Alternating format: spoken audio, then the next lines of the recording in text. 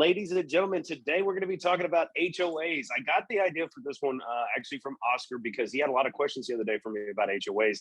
And I know I've touched about it in the past, so I just kind of want to talk about it fully, make sure everybody kind of understands the process, what's happening, what's going on. I'm going to talk ad nauseum here at the beginning, just so we've got a good, clean, crisp video for everybody to be able to follow. And then afterwards, we're going to open it up for questions. But let's talk about HOAs. So HOAs actually go under a lot of different names. HOA stands for Homeowners Association. There's also Property Owners Associations. There's Landowners Associations. So I've seen them HOAs, POAs, and LOAs. They all basically mean the same thing, and they all fall under the same group of rules that you have to follow when you're filling out the contracts. Now, the first question I always get is from whenever I'm talking to anybody about an HOA is, should I buy a house that is in an HOA of some sort? That's really up to you. It's up to the buyer, it's up to the seller, or whoever it is, the buyer really. But here's my professional opinion. Everybody likes driving through neighborhoods that have HOAs. They're like, oh my God, this neighborhood's beautiful. Oh, this is so nice. I love that it's gated. All those kind of things. Oh, there's a nice park. There's all these different things that people are really like, oh, this is great about having an HOA. And then on the flip side, you hear a lot of people bitch and moan about being in an HOA because they can't paint their house the color they want. They can't park a boat in their driveway, whatever the rules are. Now, there are some pretty standard rules with HOAs, but I cannot, it is way beyond the scope of this video to explain any and every type of rule that could be in an HOA. Guys, they drastically change from community to community. Some of them are just like no mobile homes, and that's the HOA. Some of them are like, you have to have this kind of stone and this kind of fence and this kind of and it gets pretty drastic. So should you buy a house in an HOA? That's really up to you. Like I said, most people like HOA neighborhoods. They think they're pretty, they enjoy them. A lot of people get frustrated dealing with HOAs. Now, when you have an HOA, the reason why there's all this additional cost, additional paperwork is because there's additional cost associated with it. A lot of people forget that there's cost associated with an HOA. There's HOA dues. That's the first part of it. There's usually a monthly, here in my neighborhood, it's a semi-annual, like we do it twice a year or whatever they want to call that. We do payments once a year. Some people get them worked into their escrow account to where when you're making monthly payments every month, it just automatically goes in there and your bank handles it for you. So there is additional fees to it. And there's some sneaky fees too, which you got to be careful of. There's a transfer fee. So whenever I buy a house and you need to let the HOA know that, hey, I'm the new homeowner now, there's fees associated with that. It's usually a couple $100. It's not too bad, but there are fees. Then there's usually your monthly fee or whatever it is, which we've already talked about. And then there's also the ability, there's the risk of having what we call a special assessment or another fee on top of that. So an example of a special assessment would be, I was talking to a buddy of mine, and they had a fence at the front of their neighborhood, and they decided to get rid of the fence and put this big earth berm mound thing, and it cost $60,000. So they spent all the money that the HOA had, and now all of a sudden we've got to raise the HOA dues. Sorry, that's part of it. You know what I mean? And that's part of having a nice neighborhood. We didn't want fences. And the funny thing about an HOA, which I think a lot of people forget as well, is it is literally a form of government. I know this because I am on my HOA. I'm the president of my HOA currently. I don't know how I got roped into it. I think it's because you know stuff about real estate. And so now I'm the president. And so I deal with a lot of, for lack of a better term, bickering. Oh, he built this in his fence line and it's too close to this, and there's all this. And I've got a million examples of people doing this, but there are a lot of rules, and they're called covenants and restrictions. And we're going to talk about that.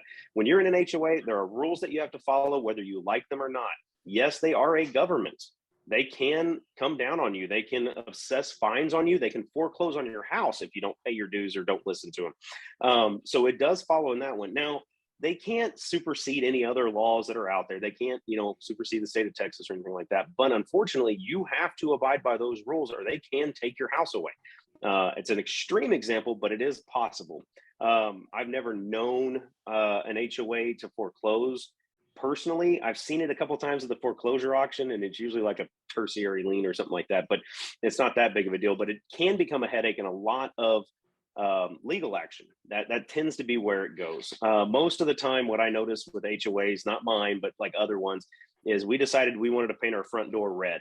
And we wanted to paint our garage door red or whatever color, and we got a letter from the HOA saying we're going to get a fine if we don't paint it back. This is bullshit. I want to paint my house whatever color I want. Guys, when you bought the house, you agreed to abide by their rules. That's why HOAs exist. That's usually why you like the neighborhoods, because they are very homogeneous is the term I like to use. They do look very similar and they're always very pretty.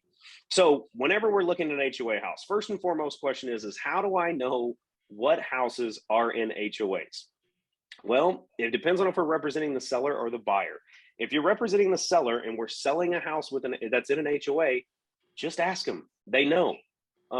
They know if they've been paying dues. If they've lived there more than 6 months, I promise you they know. If when they bought the house, they should have got a stack of documents. And I'm going to explain why in just a minute. But the seller should know. Now, on the buying side, if you're representing the buyer, you need to pay attention to the MLS, because there is a section in there that says, is there a mandatory HOA? There is differences between mandatory and voluntary, and we're going to talk about that in a little bit. Most of them are mandatory. I don't think I've ever seen a voluntary HOA, but most of them are mandatory. Usually the dues are fairly small. We're going to get into all that too. So what I'm going to talk about first is if I'm representing a seller.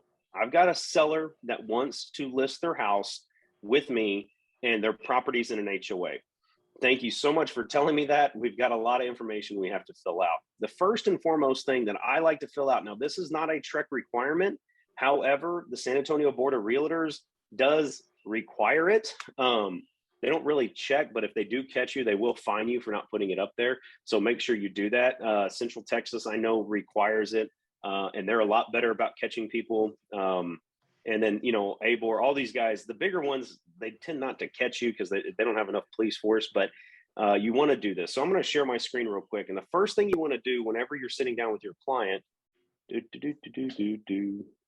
is, sorry guys, bear with me, is you want to fill out something called an MLS input sheet. Now, they're kind of hard to find, so I took the liberty of putting that in our agents page for you. For those of y'all that have not been to the agents page, this is crucial, guys. You've got to be logging in here, especially if you're green. If you're new and you're trying to learn what's going on here, guys, you've got to go here. So first and foremost, your dot loop training, all this stuff. If you log into agents at White Line Realty, here's where it is. But we're going to click on resources and we're going to come down to important documents. This is going to drive you to our Google Drive. Where I put anything that I think you would need that is not readily available. And right here is our HOA profile sheet. So this is pretty easy, and it's something you're going to want to fill out with your client. What is the name of the HOA? Now, every single condominium will have an HOA. So you're going to have to do it with condominiums if you're selling them. Other than that, you're going to have to figure that out. Is the membership mandatory? 95% of the time, I think it is. You're going to want to sit down with your client and fill this stuff out. I'm going to go through it real fast. Is the condominium subdivision located in a municipal utility district? Again, that's a question for your homeowner, guys. That means, does the utility come from a very unique utility setup? Again, it's not within the, they'll know if it's in a MUD, okay? If so, list the name of the MUD. So for example, I live in Bluffview of Camino Real. That's the name of our HOA. It is a subdivision. Membership is mandatory, yes. Am I in a municipal utility district? No, I am not, because I use CPS in San Antonio Water System, right? If this is a condominium community, is it the original development or is it an apartment conversion? For those of y'all that don't remember this from school, and a condominium, when you buy one, all you're buying is the air inside those four walls, okay? That's what you're buying. The exterior of the building is not yours. The brick walls, the roof, all of that is not yours. So because of that, there needs to be a group of people that are maintaining that are mowing the yard, making sure the roof works, all that stuff. And so there is a mandatory HOA with every condominium. What they're asking here is, are these still condos or have we converted them to apartments? Usually with an apartment conversion, you're renting the space, not buying it. I'm not going to get into all that right now, but it's pretty easy. Is the condo VA approved and FHA approved? Again, not really the scope of this, but it's pretty easy. What you're going to want to do is contact the HOA person. So every HOA has a management company. There's somebody who answers the phone and asks answers questions about all this stuff, right? There is somebody who sends out the letters. There's somebody who collects the payments, and it's typically a management company. So you need to call and ask that question. They should know the answer to it. If it's a condominium, is there a right of first refusal required by the association? Meaning, can the association buy the house before you can sell it, or buy the condo?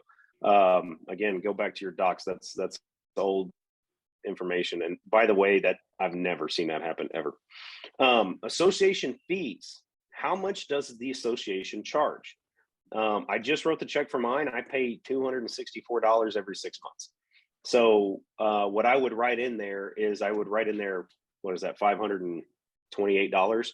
I'd write $528 annually.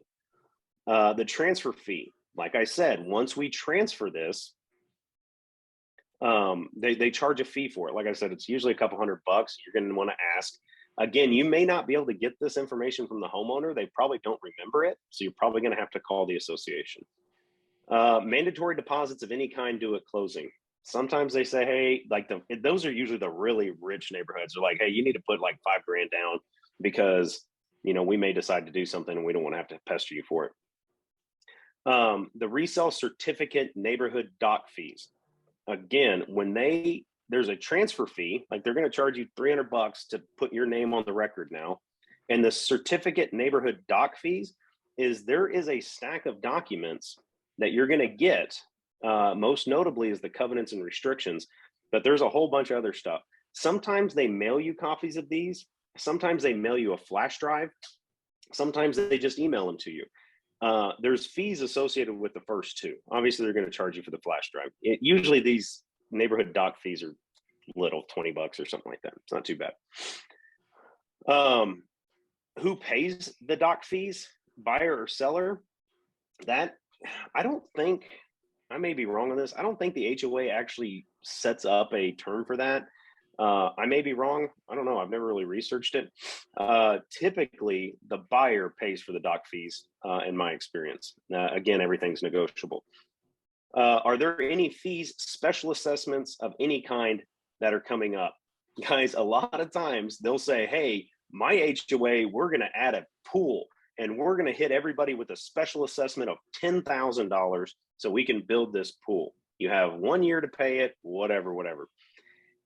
Some people are like, screw this. I don't want a pool. I'm out of here and I'm selling the house.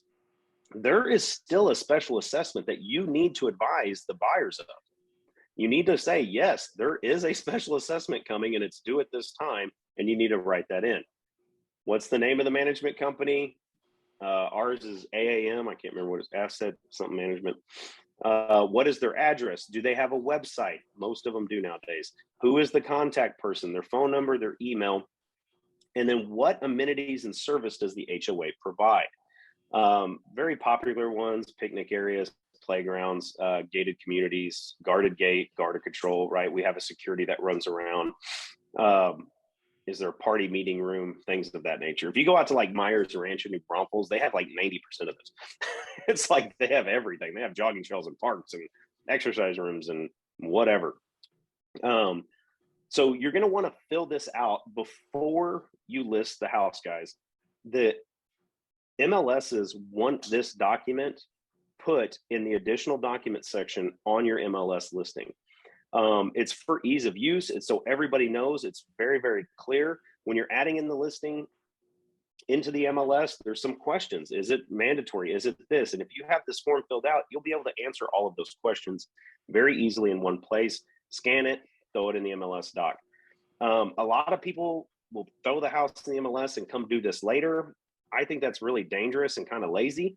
You don't want to be answering the phone and answering 700 questions about the HOA when you could have taken 10 minutes to fill this form out and just tell them, hey, it's in Associated Docs, leave me alone, which is what I do. So don't be lazy, fill this form out.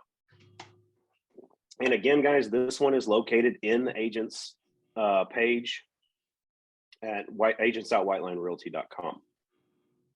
So now that I've listed this property, that's where it goes. Now, if I'm representing a buyer, I'm looking for this piece of paper. I need to know what's going on so I can advise my people. Now we come into the fantastic questions that Oscar asked. Okay.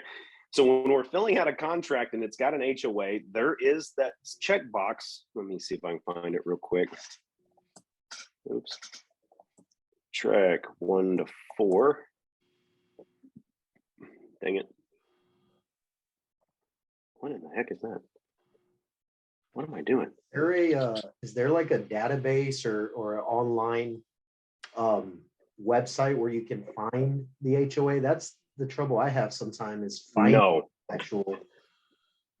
And that's why, no, there's not. And that's why all the MLSs are trying to enforce that you fill out that form, because there's not an easy way to do it. The only way to verify, if they're just like, I think so, I don't know, you got to go down to the courthouse, start pulling docs.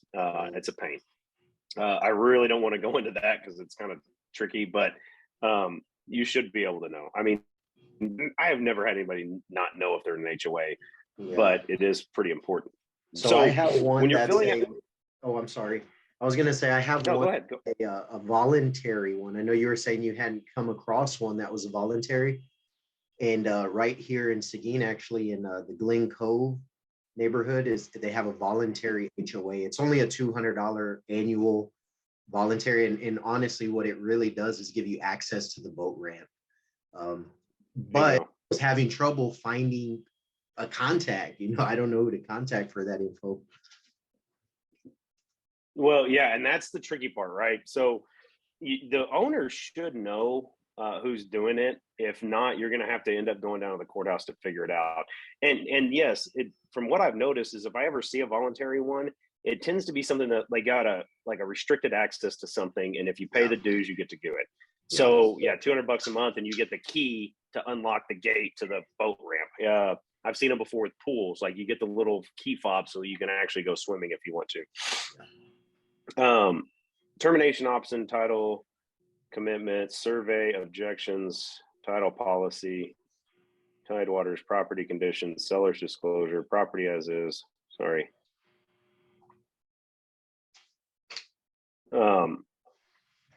Down here at the bottom, guys, I know this is where it is. This is the third checkbox, is the addendum for a property subject to a mandatory membership in a property owners association. Like I said, the vast majority of these are mandatory, guys. And so you're going to need to add this in. Now, this is where it's going to affect you if you're buying or selling, because there is a form that you got to fill out. Okay. It's form 36-9, I think.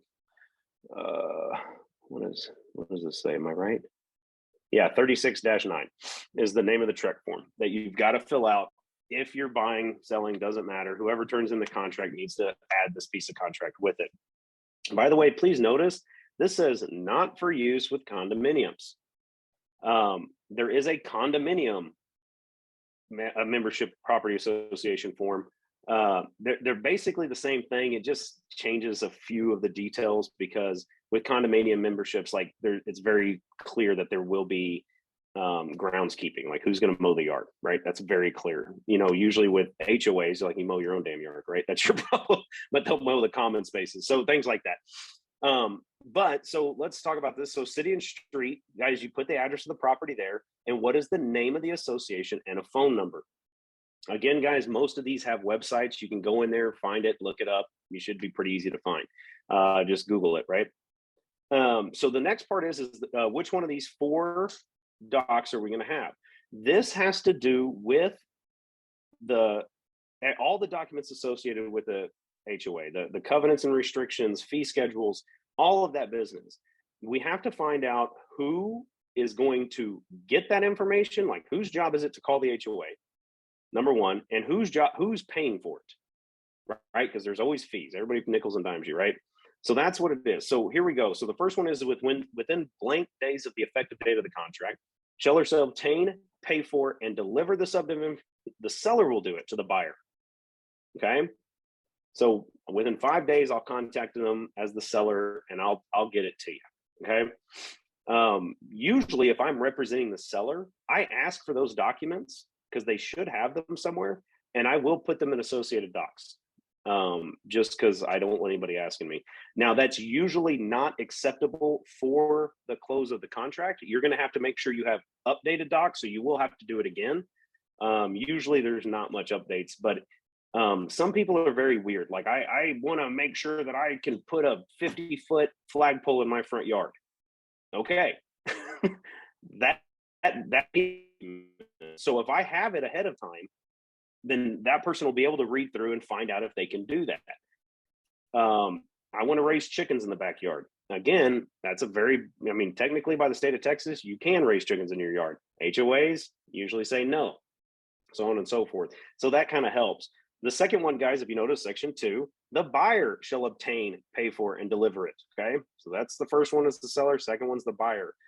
Box number 3, the buyer has received it already and before signing the contract, and the buyer does or does not require an updated resale certificate. I'm going to talk about resale certificates in just a minute, because, well, let's talk about it now. A resale certificate comes from the HOA, and they're going to verify whether or not you've paid your dues. Like sometimes people sell their house and they're behind on their dues. That lien, it becomes a lien, guys. Like I file those paperwork all the time for people in my neighborhood. I'm like, you didn't pay your dues, screw you. I'm getting a lien on it. So now you got to pay for my filing fees for the lien. You got to pay for my lawyer cost to do it. You got to pay for all that. So that little $250 check you didn't write now is going to cost you $600. So make sure you pay your dues. So, but we have to get a resale certificate, making sure we know all costs coming into this. It's just like a tax certificate. We always get a tax certificate whenever we buy or sell a house to make sure everybody's caught up on the property taxes. Same thing with HOA. Okay. The fourth option, which I cannot imagine a situation you need to use this, we do not require subdivision information. I'm out. Don't care. Okay. Never can imagine that situation, but whatever. This is pretty important because this is what I usually lean on. The title company or its agent is authorized to act on behalf of the parties to obtain the subdivision information. So guys, if I'm representing the buyer or the seller, I tell the title company, hey, can you please order this information for me? And I've never had a title company tell me no. Now, who's paying for it? Sometimes the title company will go ahead and front the cost. They'll pay them, and then they'll add it to the HUD. They'll add it to all the closing docs at the very end. Some of them don't. They're like, hey, I'll order it and I'll send the buyer or the seller a link on how to pay, or instructions on how to pay. Some of them are old school. You got to mail a check in. But I usually have the title company do this because they know they can usually find the HOAs a lot faster. I don't have time to be making all these phone calls. So I usually just ask the title company to do it. Material changes, guys, this is just this boilerplate stuff. If during the process you notice anything changes, you got to notify them in writing. Like, hey, we're 15 days into this close and we notice there's a special assessment. You got to tell them, hey, we just got hit with special assessment. Fees and deposits for reserves. Again, guys, it's going to depend on the association. That's why you want to fill out that form. Hey, I know I got to put in $5,000, and the buyer is going to put it in. Now that's section C, right? Authorization. The seller authorizes the association to release and provide the subdivision information to any updated resale certificate. Yes, we authorize them to send it to you. And the buyer or seller shall pay the title company the cost of obtaining the information prior to the title company ordering the information. Again, I've had some title companies that don't require for us to do it prior, but again, who's paying for it when it comes to additional cost? Again, guys, what is normal on this? Typically, it's a negotiation thing. I can't say one way or the other. I feel like more often than not, I have the buyer pay for it. Because they have to get all the new information and you're the one trying to move in. I don't know. It doesn't really matter. But this form must accompany, again, guys, you don't do this later. It must accompany the 1 to 4 family contract. When you send this in, you had better check off that third box and say, yes, there's an HOA coming into this. Okay. So here's my list of my order of operations. If I'm selling the house, I fill out, where is it? I fill out the profile sheet. MLSs are making this mandatory and can fine you if you don't put this in there. When I add it into the MLS, I make sure I say, yes, there's a mandatory property association, and I put the associated fees with it. Okay. If I can get the documents, I will add those to the MLS listing. If not, fine, it's not the end of the world. So then when I fill out the contract, I make sure I have this form as well. Once you get this form, I usually make sure this is done within the option period. So if I have a 10-day option period, I'm going to make sure I get stuff turned in within 5 days because I want that information quick. Because, and then the next question is what do I do with that information? Ladies and gentlemen, you can be nice and read through the HOA docs and then kind of surmise it for your client. I think that's stupid and dangerous. Because if you miss something, if you miss the chicken clause and that was the one thing that they really wanted to do, then it's your fault. I just send all the docs to my client, buyer. It's always the buyer, right? I send it to the buyer and I say, hey, listen, you need to read this and make sure you're okay with these rules because you're about to sign a mortgage saying, I will agree to abide by these rules for 30 years. So read these rules, read them carefully. And if you don't like them, then we can't buy this house. There's nothing I can do to change them. If you don't like the rule and you want to change it, buy the house, run for the board, get elected, go in there and make the changes. That's a whole nother story. It's really hard to make changes to these things, by the way, but make sure your client reads that form. Okay. Now there's one other form that TREC promulgates, which is this one right here. And it's the subdivision information, including resale certificate for the property subject mandatory. I've never had to use this form. This is if the title company goes, I'm not calling them. I'm not filling this crap out. You do it. Now, as a realtor, we do have a reason to do that, right? We're a fiduciary for our client. We've got a reason to come in here and do it. So, but I do have to have a signature from the seller saying I can go do that. Oh, I guess I don't need a signature form it. But you got to fill this form out, guys. Fill the form out and you send it in. Again, I'm not going to go over this because I've never had to do this. Okay. Never had to do it. It's very, I can't imagine doing it because title companies, they want to do everything they can service wise for you. So, but you can't have to do that. So they do have this form. Again, I've never filled it. Like they haven't even updated it since 2014. So it's not really a very popular form. I can't imagine people using this thing often. So that's how it works, guys. And then once they move into the HOA, pay your dues, you're good to go, follow the rules. By the way, the conversations I have with the clients is it's very straightforward. And the basic rule for an HOA is if you want to do something to the exterior of your house, I don't care if it's change a light fixture, put a new roof on, paint it, landscaping, anything like that. 9 times out of 10, sorry, I'm wrong with my dog. 9 times out of 10, if it goes through the exterior of the house, you have to go through the HOA. You have to write them, say, hey, there's forms. Can I paint my house purple?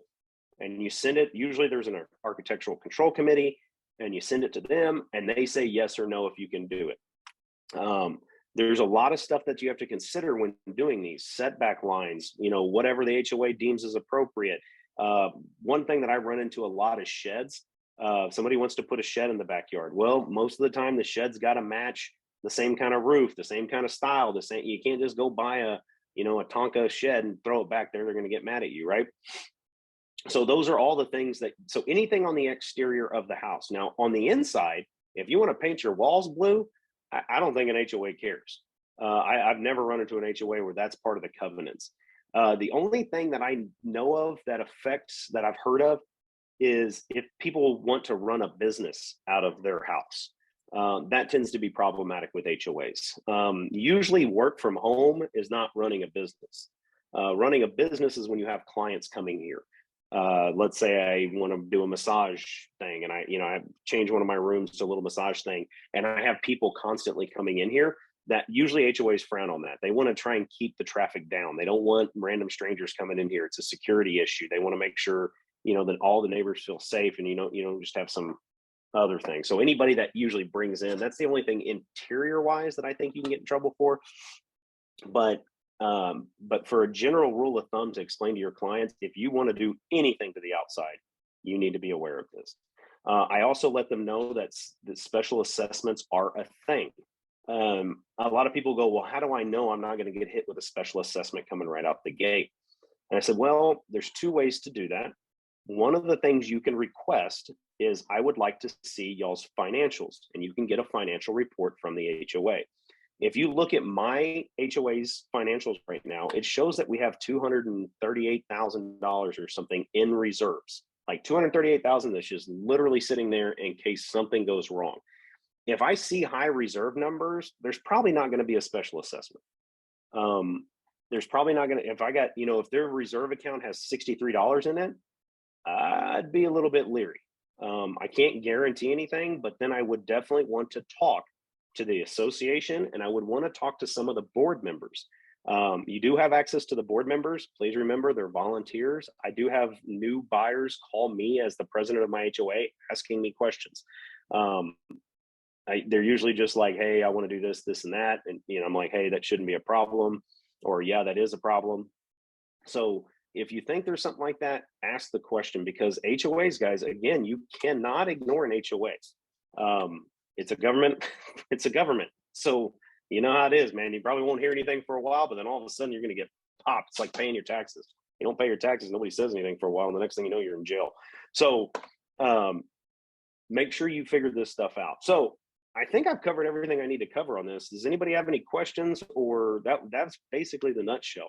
Make sure you fill out the information sheet and make sure this form accompanies it. Just figure out who's paying for it. And then read the damn documents. Please read the documents.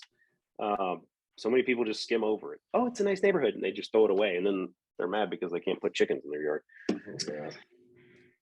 Questions, comments, concerns, scary stories that I typically find a lot of people always bicker about their HOAs.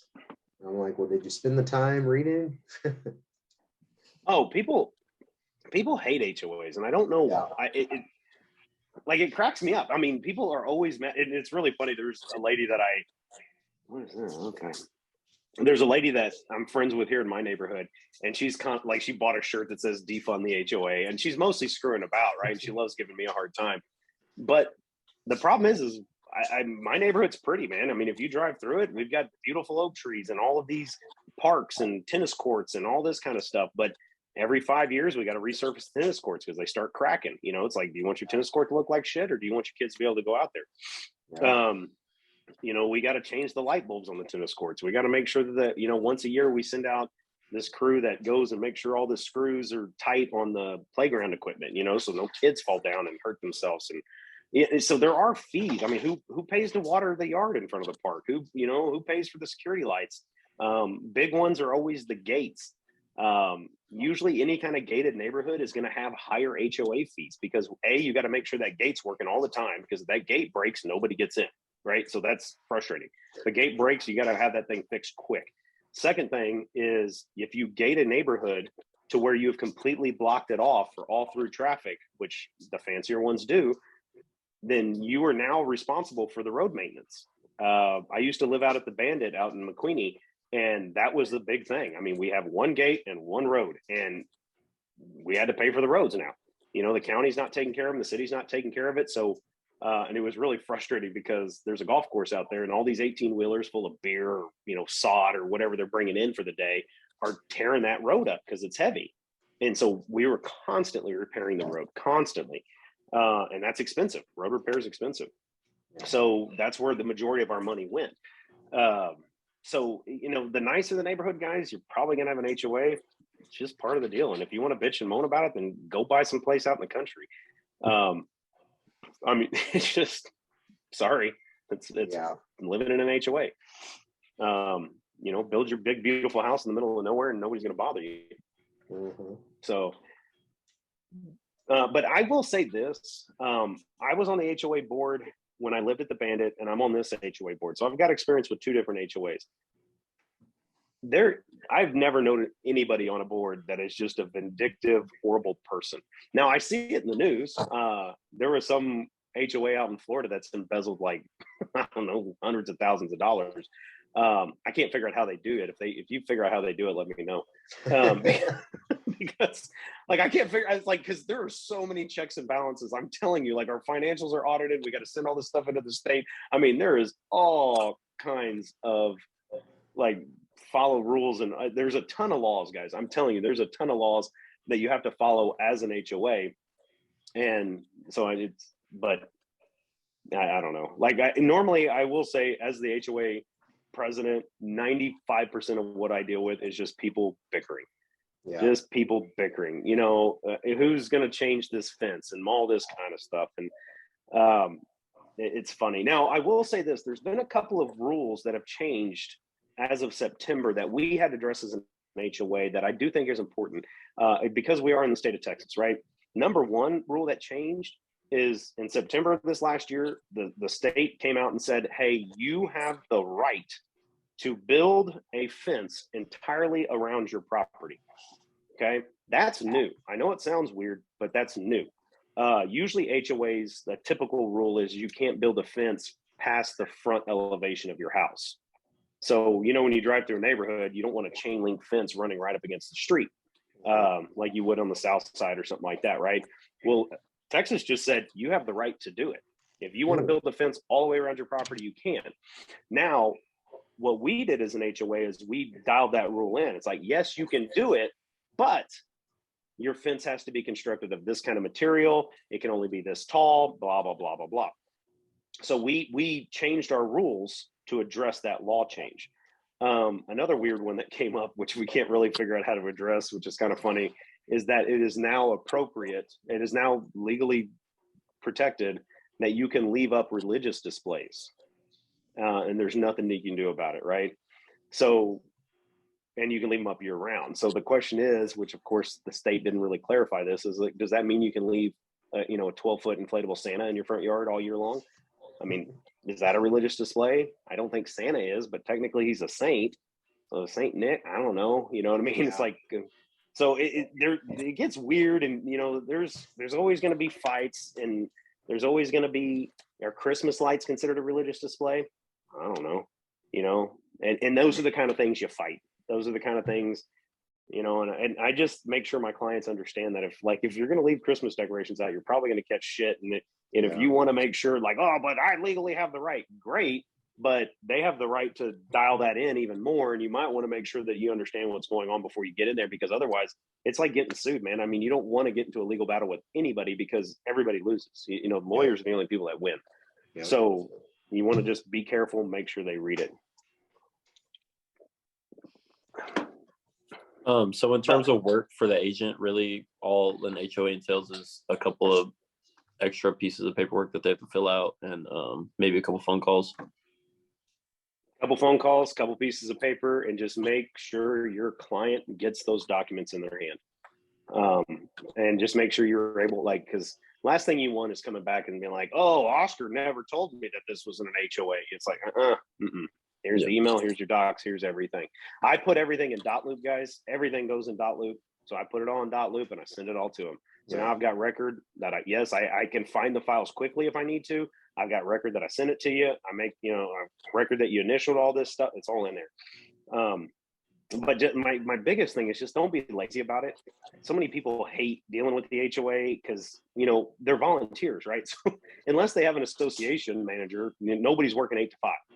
So you're calling me, who's on a Zoom call with white line agents right now, and somebody's calling me trying to get I'm like, I'll get it to you when I get it to you. So usually there's a little bit of a lag and delay, and it's usually a little frustrating. But don't be lazy about it because it is important. HOAs will bite you in the butt. But like I said, the number one complaint, Oscar goes, everybody complains about HOAs. What is the number one complaint you've always heard? Well, I did something and then they sent me a letter. You didn't read you didn't read the rules. Yep. You know what I mean? Like a big one is mowing the yard. That's another one. You don't mow the yard, you get a letter from us. I've heard even just like a bench or something on the front porch that's not in line or something. No. That's correct. You can't put a porch swing up. Garbage cans. I hear more people bitch and moan about garbage cans. Like I can't. Your garbage can can't be visible from the front street. Yep. And they'll send out letters and they'll start fining people, and they just get furious over it. And I'm like, you got the rules, man. You knew it was a rule, and you're breaking it. I'm sorry you don't like it, then you shouldn't have bought that house. Everybody in that neighborhood abides by it. It's funny because one of the funny things in my neighborhood, which I really like, but a lot of people complain, is, especially if they're building, which we don't have a lot of lots left, you cannot have a forward-facing garage in my neighborhood. Think about that for a minute. When you drive through my neighborhood, you cannot see anybody's garage door. Think about every neighborhood you've ever driven through. Think about what every architect, every engineer, everybody is used to doing right now is putting the garage door facing forward. Can't do it in my neighborhood. That's the one, like anytime anybody's building anything or adding something, they always get mad about that. And like, sorry. It's kind of cool. Yeah, it's kind of, I personally like it. Yeah. What's funny is like my garage is still in front of my house, but it's turned 90 degrees. So my garage door faces my neighbor, not there. You know what I mean? But hey, it worked. Right? Yeah, that's neat. Another funny story that I've been dealing with right now is God, man, the precedent and the legal and all this stuff, like this got deep and I'm going to spare y'all from it. But just since I'm telling funny stories, is like, I have some really nice houses in my neighborhood. I mean, $2, $3, $4 million houses, right? One of those $2, $3 million houses, huge, massive. I mean, it's probably 5,000 square feet and all this stuff, but it's on about a 1/3 acre lot. So they have 0 yard. I mean, they have a pool and that's it.